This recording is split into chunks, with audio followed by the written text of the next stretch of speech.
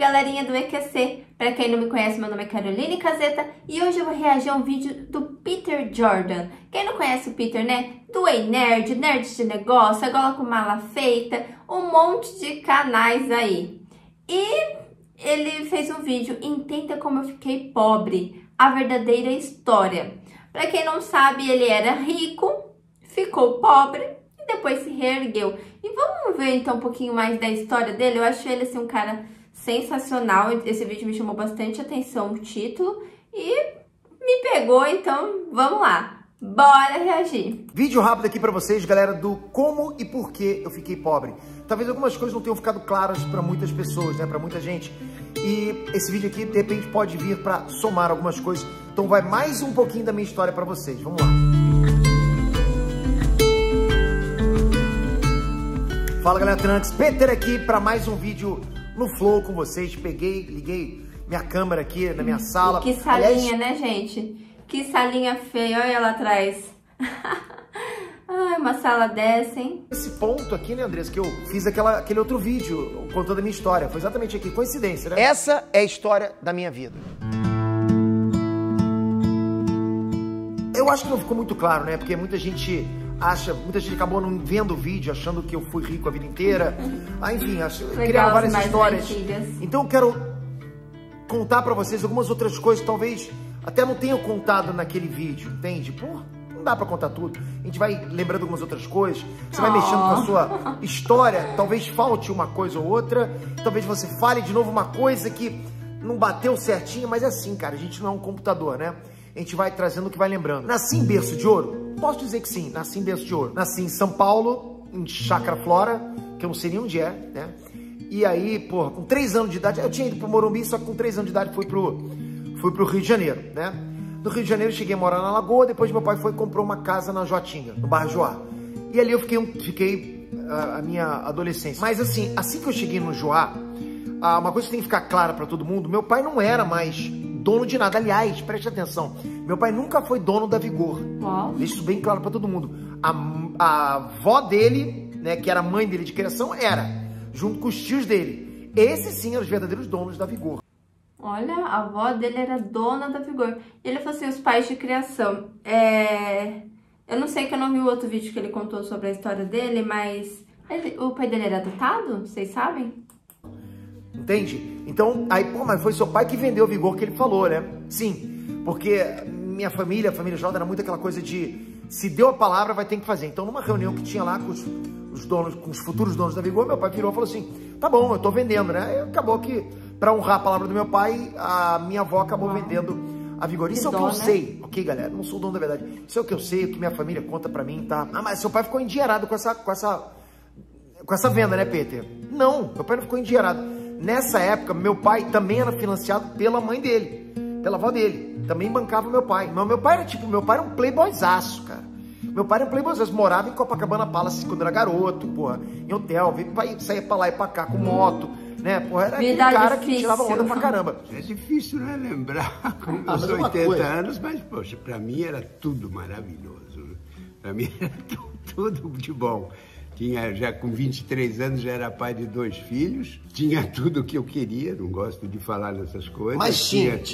Não, eu como meus pais donos do Leite Vigor, eram na época 84 fábricas, não sei quantos empregados, e eu era um bom vivan, a verdade é essa, um playboy, conhecidíssimo. Eu sabia gastar. Você sabe que vai ter gente com raiva de você, né? Carinha dele. Herdeiro, nunca fez nada.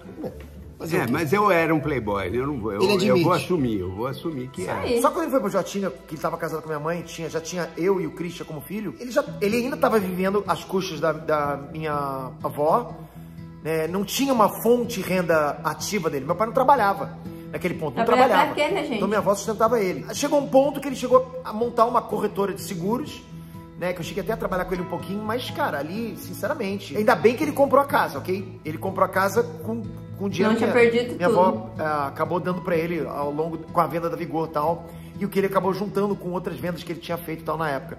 Então ele ficou com um patrimônio legal, né, com aquela casa, mas pra sustentar tava difícil. Eu era bem garotinho aí, Christian, né? Aí ele montou a corretora e tal, só com o tempo ele acabou se separando da minha mãe. Só que quando ele se separou da minha mãe, deixa eu explicar pra vocês, ele já não tinha mais nada, ele já Ele tinha corretora de seguros, que tomava conta, inclusive, uma das contas da corretora do meu pai, era Mimo, que era a nova fábrica de leite que ficou da Vigor. Mas não tinha mais nada a ver com meu pai só ficou com seguro, com a corretora. Não era uma seguradora, ok? Era uma corretora. Então, veja bem isso, ok? Dali, ele ficou mais um tempo, depois que ele se separou da minha mãe, ele ficou mais um tempo com a corretora e simplesmente desistiu da corretora. Desistiu da corretora. Foi morar com a esposa atual dele agora, foi morar em Maricá e acabou ajudando a esposa que ele tá hoje com ele a vender planta. Ele trocou completamente o negócio dele. Ele passou a ser vendedor de planta, meu pai. Vendia hibisco, né? Vendia hibisco e fazia jardinagem para outras casas, para rico. E você, Peter? Bom, eu continuei com a minha mãe naquela casa da Jotinga e minha mãe... Eu vou tentando lembrar, vou lembrando e vou falando pra vocês. Minha mãe, galera, ela ficou arrasada com a separação do meu pai, tipo, arrasada completamente. Ela vendeu a casa por exatos $210 mil. Nenhum centavo a mais, nenhum centavo a menos. Esse era o dinheiro que vendeu a eu, casa, Christian, mamãe... Vai morar onde, né? Pitoco não, porque o Pitoco já tinha ido embora, né? Ah, enfim. Pitoco era casado com a Adriana Esteves na época, atriz. Minha mãe tava com dinheiro, a gente foi dali morar na casa da minha avó, mas não é da avó do meu pai não, ok? Da minha avó, que morava no Arpoador. A gente foi pra lá, minha mãe foi com, acho que 4 ou 5 cachorros, foi pra aquele apartamento lá, apartamento de primeiro andar, porra, adorei aquela fase da minha vida. Alucinante, morar no Arpoador. Minha mãe tinha aquele dinheiro, só que minha mãe tava esgotando o dinheiro, galera, muito rápido. Andresa, você tá aí do lado, Andresa? Acostumada, vou chegar né, na tua parte, não fala ainda não, vou chegar na tua parte. Conversa vai, conversa vem, minha mãe acabou querendo comprar uma casa pra estar perto do meu pai. Então ela comprou uma casa em Maricá também. Foi lá que eu conheci a Andresa. Olha como as coisas são, ou seja... E por que ela queria estar perto do pai dele? Será para os filhos ficarem mais perto? Você para pra pensar, a separação do meu pai que fez eu conhecer a minha mulher e mãe dos meus filhos. E eu lembro direitinho, quando minha mãe chegou, quando eu tava no Arpoador, morando no Arpoador, e minha mãe falou assim, a gente vai se mudar, eu comprei uma casa lá em Maricá, a gente vai se mudar pra lá. Porra, eu conhecia Maricá das visitas que eu fazia pro meu pai. E meu pai morava, você vai pensar, seu pai morava numa casão, né? Em Maricá. Galera, meu pai morava num casebre, mas tipo casebre mesmo. Sabe, com o tempo ele foi fazendo obra, foi aumentando lá, mas mesmo assim era um casebre. Tanto a Andresa, que tinha uma situação, né? A família da Andresa tinha uma situação até econômica muito pior do que meus pais tinham naquela época. Porra, mesmo assim tinha uma casa melhor que do meu pai, se você tem noção, ok? Se você tem noção, o pai da Andresa, o que teu pai fazia, Andresa? Seu pai trabalhava no Funabem, né? O pai da Andresa era funcionário público. Ah, funcionário público ganha mal, né? Mas ainda tem assim, não tem uma vida tão ruim, né? Público, a mãe da Andresa era dona de casa, enfim, né? E tinha uma casa de praia lá. Tinha uma casa melhor do que a minha casa lá. Do que a casa do meu pai, desculpa, de Maricá. Eu entrei em depressão, cara, quando avisaram pra mim que eu tinha que morar em Maricá, porque, pô, tava cheio de amigos, né? Eu morava na Jotinga, não tinha amigo nenhum lá. Tinha poucos, né? Só encontrava gente final de semana, porque todo mundo, eram casas, né? Então, muito longe um do outro as pessoas. Eu só via as pessoas final de semana, quando saía na rua e encontrava as pessoas na rua lá. Acabou que eu fui pra Maricá, né? Não tinha outro jeito, tive que sair da casa da minha avó, fui pra Maricá. E lá adorei aquela casa, adorei conhecer novas pessoas. Mas a sua mãe não tinha fonte de renda? Minha mãe não tinha fonte de renda nenhuma. Minha mãe tá vivendo com aqueles $210 mil. Minha mãe, antes dela vender minha casa, eu pulei essa parte, antes dela vender a casa da Jotinga, minha mãe, ela recebia comida na garagem dela dos amigos levando comida pra ela. Os amigos da minha mãe, eu vi muita gente levando comida pra minha mãe, na porta, ok? Isso me magoou demais quando eu lembro disso, minha mãe não tá mais aqui comigo. Que situação triste, né, gente? Isso aconteceu, né? Várias vezes levavam comida lá, tinha gente que deixava na porta da casa, Lília, deixei aqui pra você, vem aqui pegar. Era assim, sabe? Porque tinha gente que não tava a fim de ajudar. Mas ajudava, graças a Deus ajudou. Mas enfim, aos trancos e barrancos a gente foi na casa da minha avó. Aí acabou que eu aceitei, não tinha o que fazer, né? Eu fui pra casa de Maricá, fiquei meio um ano lá, meio deprê, né? Porque vou fazer o que aqui nessa casa e tal. Aí ficamos lá e, cara, o dinheiro da minha mãe tava torrando. Acabei conhecendo a Andresa. A Andresa pegou esse início da minha mãe torrando dinheiro. Como é que foi, Andresa? Fala alto aí, só pra galera ouvir. Ah, sua mãe, naquela época, eu lembro que ela gastava um sapato de $800. Nossa, naquela época. O que era caríssimo. A gente tá falando de 94, 93, 95, 30 não sei, anos por aí, atrás. nessa fase aí. Minha mãe torrava o dinheiro, cara, mas torrava muito. E, cara, quando você foi ver, não tinha mais dinheiro. Já na casa de Maricá, não tinha mais dinheiro. Esses 210 mil dólares se esgotou completamente. O que ela tinha era a casa de Maricá. Era esse meu patrimônio, ok? Pode entrar aí, quem tá subindo, não tem problema. É vídeo no Flow mesmo, não tem problema. E quem tá aí? Quem chegou? Então tá. Aí... Vamos lá, tô tentando recuperar aqui. O que aconteceu ali depois, Andresa? Tô me lembrando. Que você foi pra Maricá? Ah, não, aí minha mãe começou a namorar o Fidelis Amaral. Quem é das antigas vai saber. É o filho do repórter Amaral Neto. Quem é das antigas vai saber quem é esse cara. E esse cara era um maluco, louco. Esse cara, ele não gostava de mim, não sei porquê. O cara falou que queria me matar. Mas ele era louco de hospício, ok? Nossa senhora. E o cara queria me matar. Foi nessa época que minha mãe ligou pra mim e falou: você não pode mais voltar pra cá. Ué? Pra essa casa. Mas ela falou que ia se separar dele. Ela falou: eu vou me separar dele, mas você não pode mais voltar pra cá. Não tinha casa pra ir. Aí fiquei em casa de amigo e tal. Acabei que fui morar na casa do meu irmão, na academia de jiu-jitsu dele. Essa parte vocês lembram que eu falei, né? Ali não tinha comida pra comer e tal, não tinha mais nada. E acabou que minha mãe saiu daquela casa de Maricá.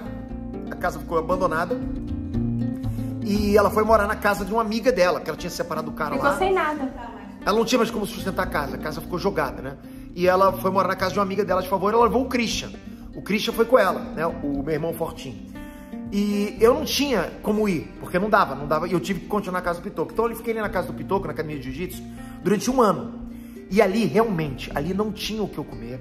Eu dividia comida com um caseiro, eu dividia comida com outro amigo meu que tinha lá, que vocês viram né, gente? No vídeo que eu trouxe pra vocês. Então ali eu passei sufoco, ok? Ali eu torcia pra chegar na casa da Andressa no final de semana pra também comer um sanduíche, cara.